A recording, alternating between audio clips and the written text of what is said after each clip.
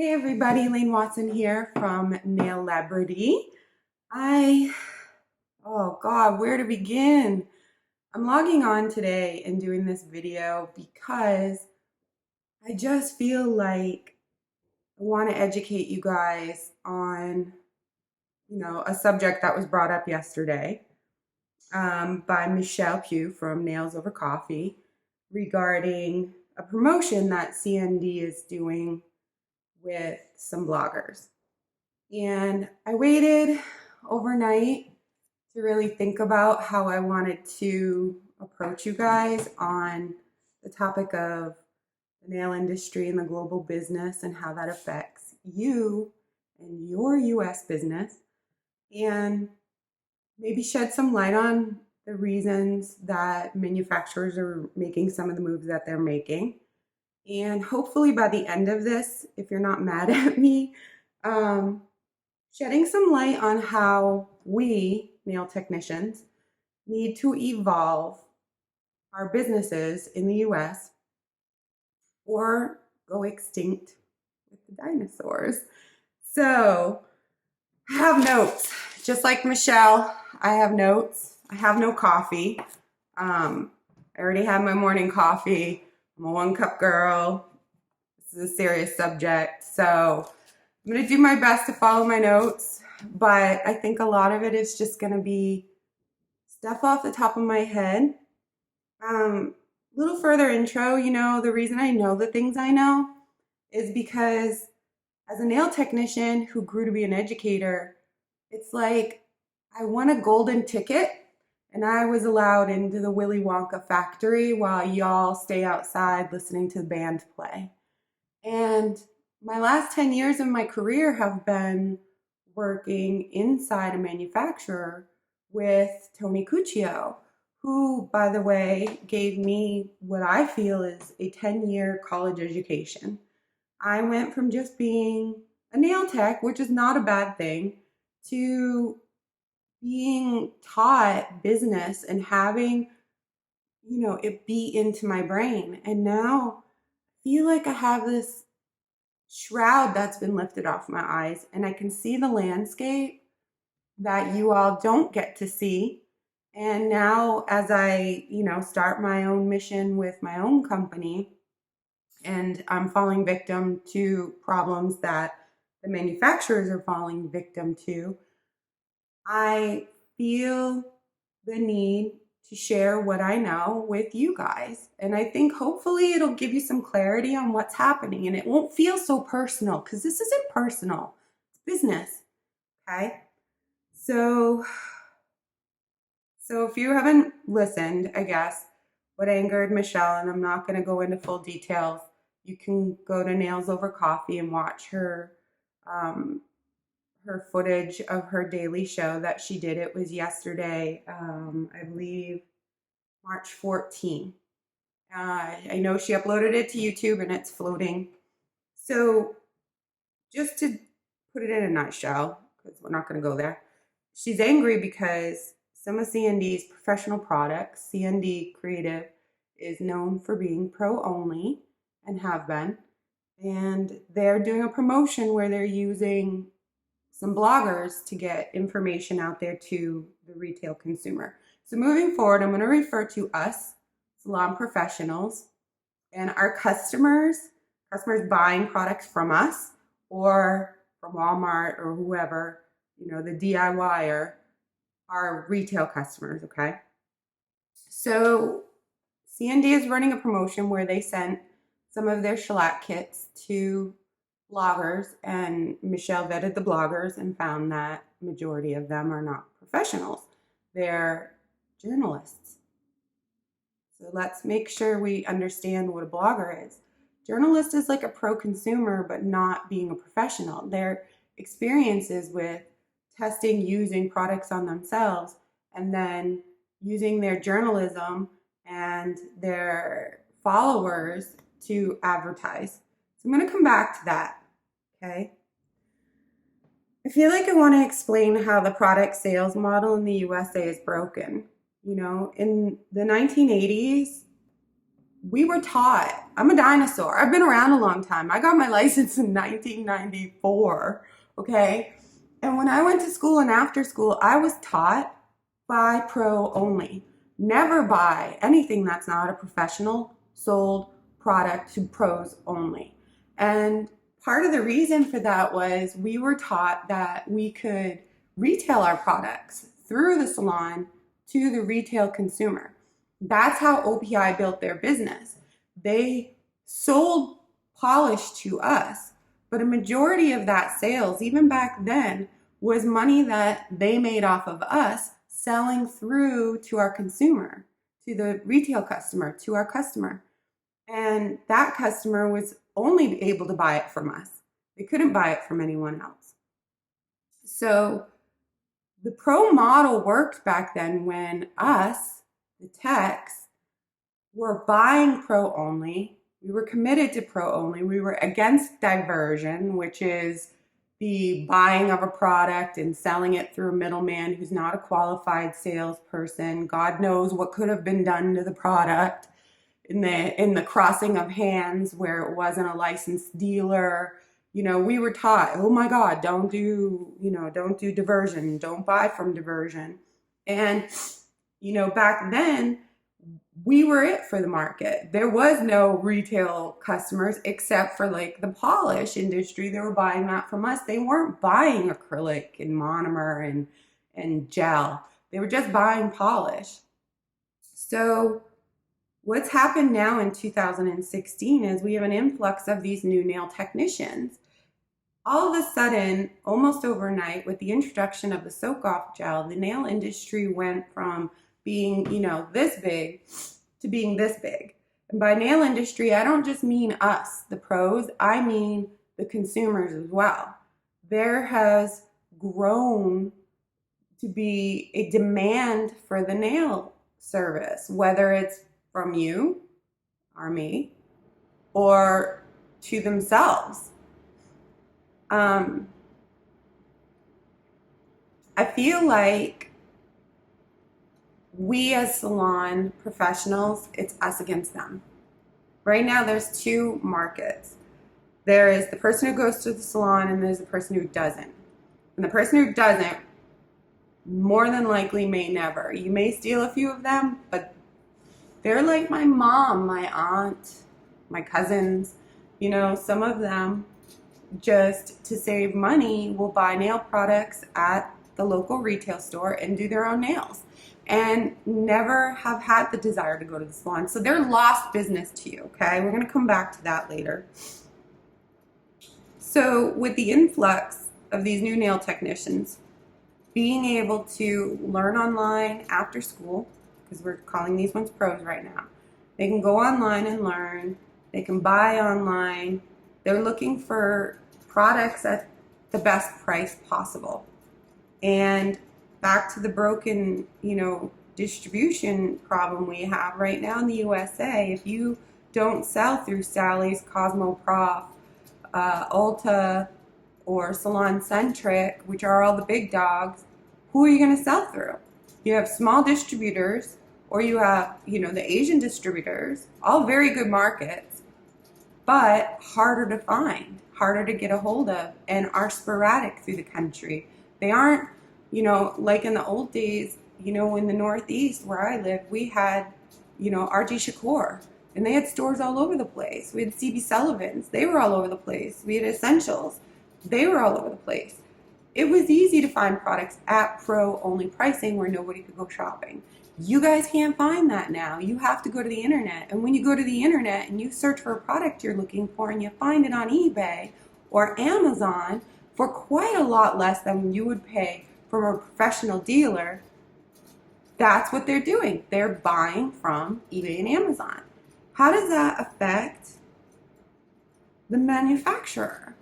Well, right now, you know, you'll hear at summits and at seminars, some of the manufacturers saying, what can we do to help you? Why aren't you loyal to us? You know, they're seeing their sales come down. Like, what's going on? Why aren't you buying from us? Be loyal to us, you know? And the problem is, at your level, you have to make a living. You have to be able to sustain your business. You have to pay your bills. You have to feed your family. And you aren't necessarily feeling like you're making enough. And so you're doing what you can do to get by. And it's hurting the professional only business. So it becomes this horrible, perpetual ugliness. You don't buy for them. You're not loyal because you're doing what you can do to make the money. They're seeing the sales dwindle and don't know what the heck is going on with you people. And they're doing what they can do to make money and still stay pro.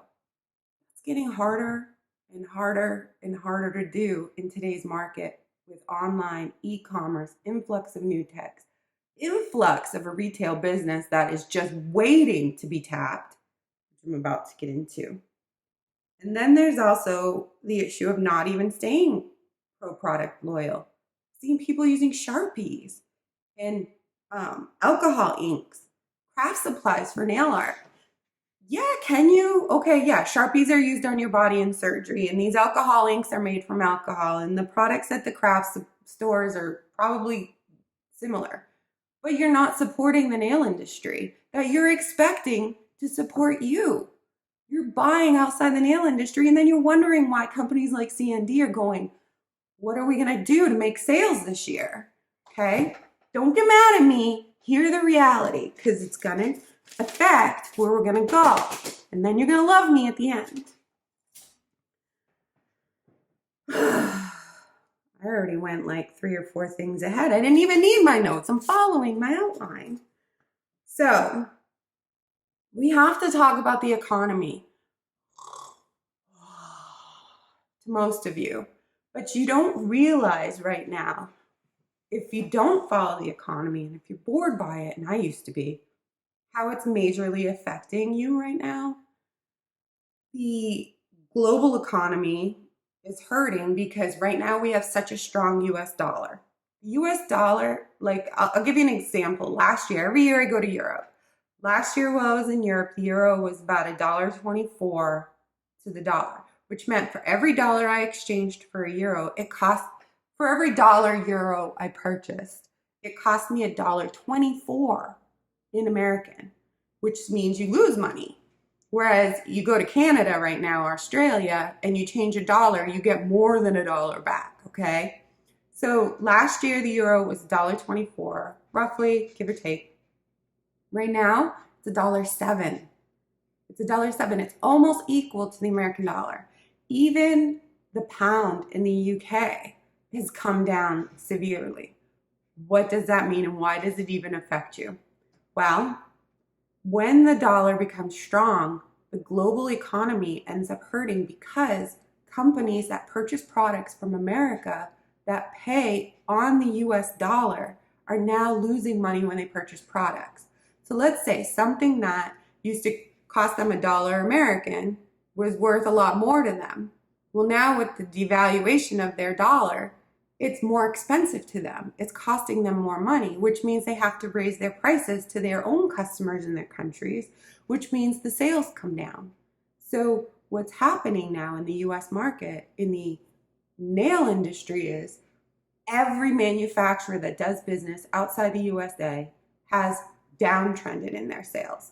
Their customers overseas are hurting and going, when is the dollar going to weaken again? When they're hedging, they're waiting to place their orders in the hopes that the dollar will weaken and their currency will come up and put them back in a comfortable place where they can purchase and sell products at a value that their customers will purchase it at. What does it do in America to you? Well, companies that rely heavily on the export dollar are going to start to suffer. That's our economy in the nail industry. Every one of our big manufacturers rely on export money, especially while the US distribution market is such a mess. So when this starts to come down, export business, they got to find a way to bring US business up. And at the point it gets to, it becomes I don't care what you do. You need to make money over here. We're hurting. So another example of how it affects the US business, not in the nail industry, tourism. I mean, for a while there, we had so many international people coming to the USA because the dollar value was so better. They came when the dollar was weak and they could purchase more American dollars and enjoy a really good vacation here. Now they're not coming. For example, Priceline, their stocks went down 10% because they didn't meet the forecast that they had predicted that they were going to make because tourism has now started to go down. There are companies like Coca-Cola, IBM, I think Caterpillar, Procter and Gamble. These are all companies that are down. And what ends up happening when they're down, right now our interest rates are low, and the federal government knows that to only raise the interest rates will only make the American dollar stronger and hurt us even further with international business. So they're hedging. They can't raise our interest rates. Great for us if you need a loan or you're buying a house. But it's going to get worse when the federal government, to make up for all of these companies being down, raises the interest rates. Because now the dollar will just get stronger and we'll get into an even worse economy than we're in right now, which means the export business will come down even more and all of our nail companies are going to be going, WTF are we going to do to get more US business, okay? You have to understand this because it affects you. And yeah, you want to blame them, but they're in business just like you're in business. The owners of these companies are making money to keep their business afloat the same way you're making money to keep your family afloat. But the problem is it's a changing market that we cannot avoid. No matter how much we want to avoid it, we have no choice in the matter. You can get mad about it. You could stomp your feet. You could take to the internet, do #BurnCND and get mad about it. Or you can start to face the realization that things are going to change and the world changes and we have to adapt. My grandmother hated cell phones. Mobile phones, when they first came out, she wanted nothing to do with them. If I pulled out my phone when I was in the presence of my grandmother, holy hell to pay if that phone was out. She just couldn't stand the evolution of technology. She fought it. That was her generation. Things change every day in our lives, and we have two choices. We can fight the inevitable and sometimes win, or we can find a way to make that change work for us. Jan Arnold is trying to find a way to make that work for her. And I feel like I don't want you all to be mad at her. Jan Arnold has been the biggest proponent of the pro I have ever seen in this industry.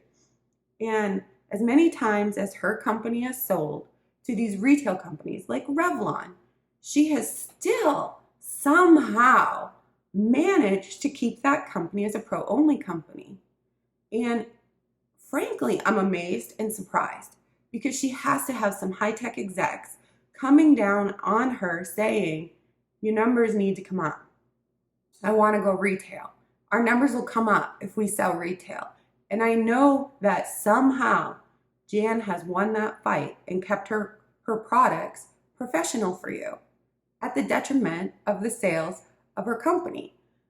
For example, OPI was doing 150 million years ago when they sold to Coty. 150 million pro sales only through pros, okay? Let's forget about diversion, it happens. So it wasn't necessarily, or it was them doing the diverting. But when they sold to Coty, Coty bought them for $1 billion. That's like me saying, hey, I got a pair of shoes for you that are worth only, 10 bucks, but I'm going to sell them to you for $1,000 bucks. I want you to buy them for $1,000 bucks. Do you want to buy them for $1,000 bucks? Why would you buy them for $1,000 bucks? Coty bought them for $1 billion because they knew they had only sold pro. And when they went retail, they'd make that $1 billion back because the retail business is like huge. It is mondo huge, okay? This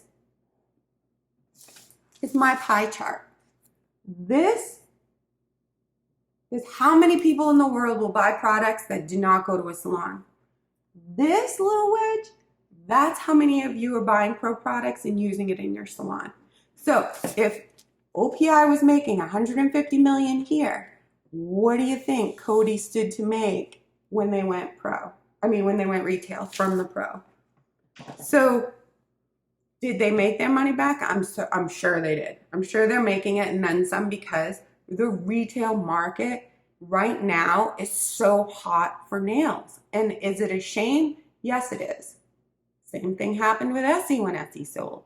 You know, L'Oreal was smart and took it retail too. These companies know the power of retail.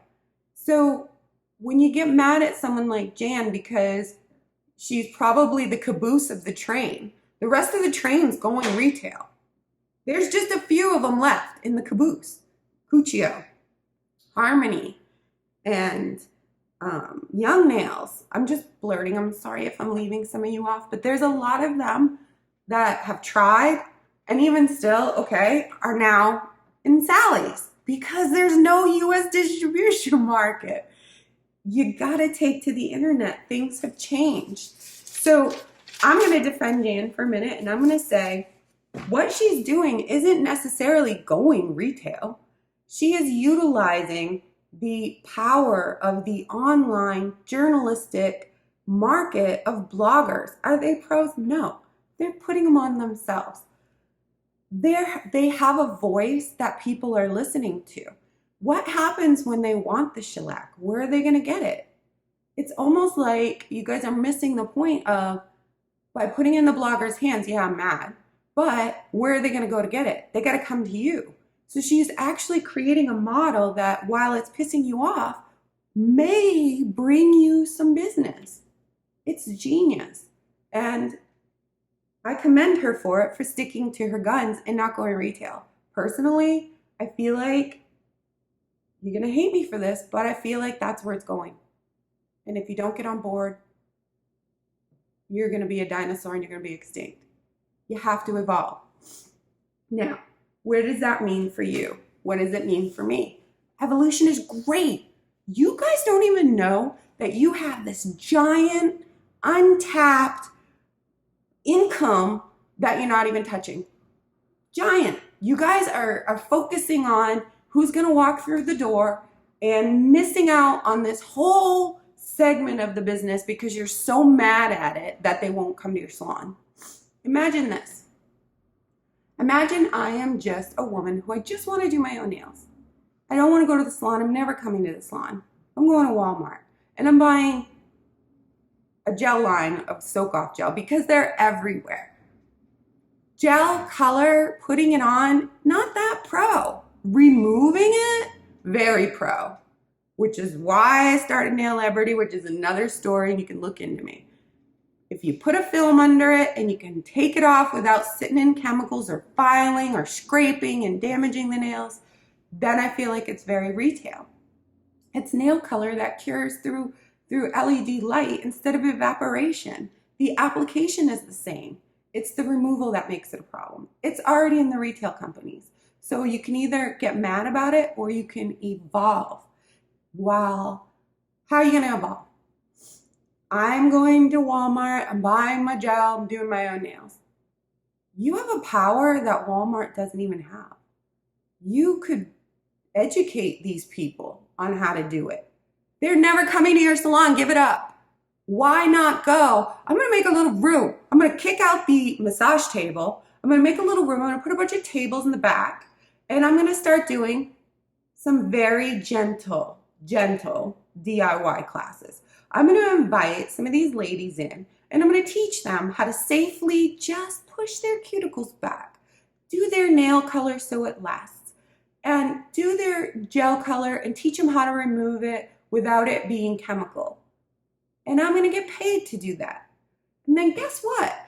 Will happen. And I promise you it will happen.